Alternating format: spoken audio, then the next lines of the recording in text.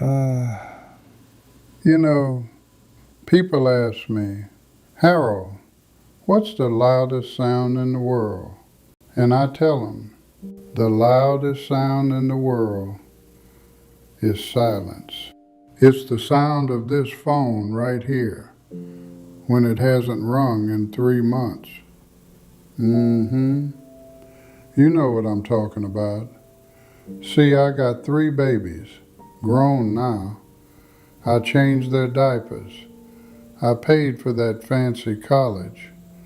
I sat in the stands, freezing my hands off, cheering for 'em. I gave 'em my back. I gave 'em my knees. Lord knows I gave 'em every dime I had.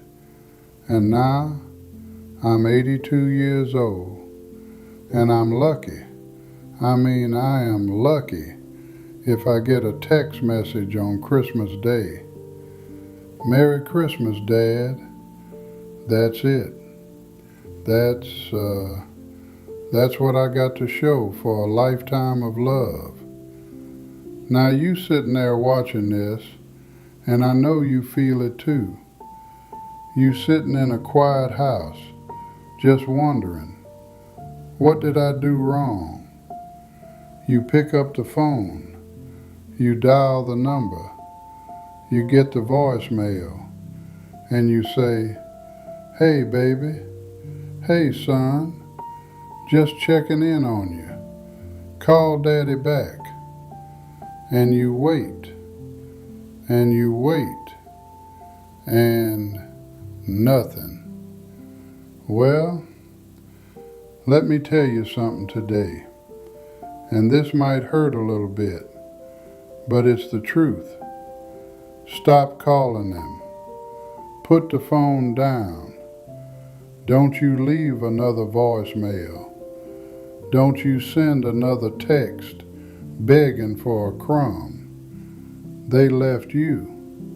Mm-hmm. They did. And if you keep chasing them, you losing the only thing you got left, man. Your dignity. Now, let me tell you what you're going to do instead. The hard truth. See, first thing is, we got to talk about why you calling. You scared. I know it. You scared that if you stop, they just gonna disappear. Poof, gone forever.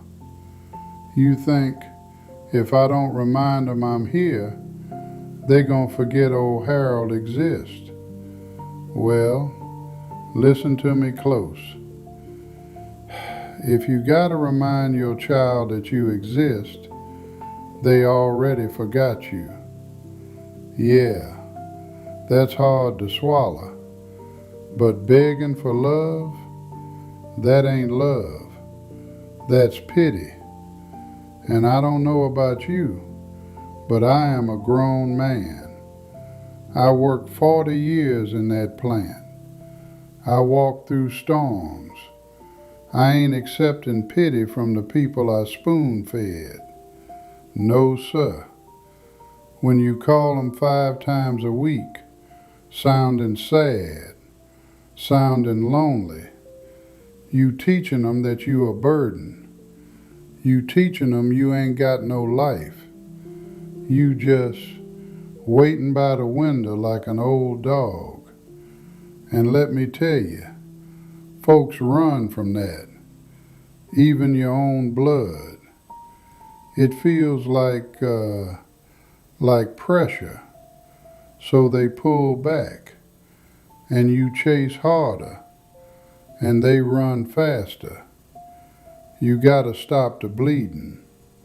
Today, right now, the chasing ends.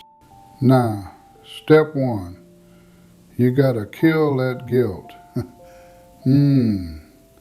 I know what you do at night. You lay there, staring at the ceiling, replaying the tapes. Maybe I was too hard on him. Maybe I worked too much. Maybe I didn't hug enough. Look here, ain't no parent perfect. I wasn't perfect. Lord, I made mistakes, plenty of them. But I was there. I didn't run off. I put food on that table. I kept the lights on. I loved them the best way I knew how. If your children, if they punishing you today for something you did 30 years ago, that's on them. That ain't on you. You can't apologize for the past forever, and you sure can't pay for it with your dignity today. If they want to hold a grudge, let them hold it. That's a heavy bag to carry. You don't got to carry it for them. Forgive yourself, man. You did your job. The contract is done. You deserve some peace. Step 2, build the garden. So, you asking how, if I don't call them, what I'm supposed to do? Just sit here and rot? No. You build a garden. My granddaddy used to say, Harold, if you chase a butterfly, that thing gonna fly away. But if you build a beautiful garden, the butterfly come to you. And even if it don't come, shoot, you still got a beautiful garden. See, for 5 years, I sat in this chair, rotting, waiting for this phone to ring. 6 months ago, I said enough. I joined a woodshop class, started making things with my hands again. I started playing chess at the park with these other old fools. We argue, we laugh. I started cooking again, got my gumbo recipe back out. And you know what happened? I became interesting again. I became happy. I stopped needing them to fill this hole in my chest. I filled it myself.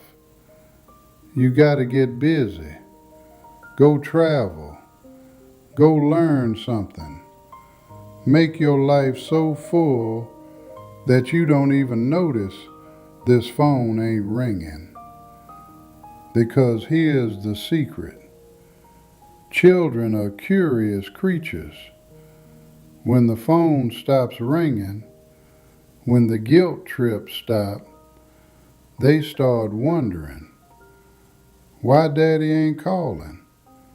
Is he okay? What's he doing? And eventually they call. And when they do, they don't find a sad old man sitting in the dark. They find a man who is living, and that makes them want to stay. The conclusion. Nah, I gotta keep it real with you. I ain't gonna lie. Sometimes you build a garden and the butterflies still don't come. Sometimes they just gone. Sometimes folks are just selfish, even your own kin. And if that's the case, if you find your peace and they still stay away, then let them go. Let them go with love, but let them go. You can't force nobody to love you, but you can refuse to let their absence destroy you. You ain't defined by who comes to visit you on Sunday. You defined by the man you see in that mirror. My phone ain't rung in 3 months, but I'm going to the wood shop today, making a table, and I'm going to eat a good steak tonight. I'm going to live. If they want to join me, the door is unlocked, but I ain't standing in the doorway waiting no more. And you shouldn't be neither. Get up, man. Go live.